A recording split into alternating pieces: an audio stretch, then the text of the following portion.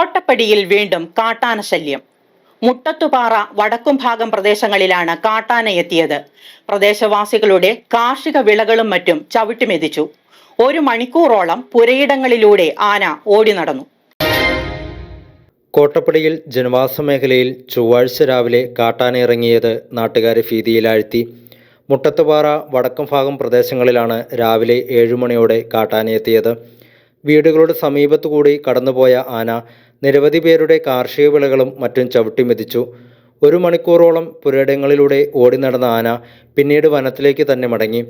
വർഷങ്ങളായി നിലച്ചു കിടക്കുന്ന ഫെൻസിംഗ് ജോലികൾ പൂർത്തിയാക്കി കാട്ടാന ശല്യത്തിന് ശാശ്വത പരിഹാരം കാണാൻ സർക്കാർ നടപടി സ്വീകരിക്കണമെന്ന് പ്രദേശവാസിയായ ജുവൽ ജൂഡി പറഞ്ഞു.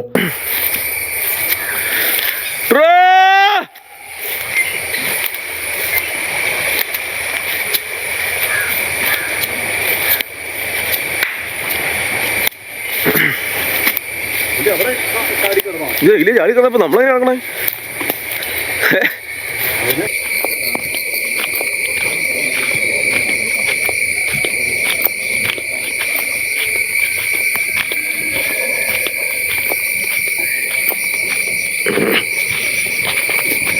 News desk media 60 Kothamangalam.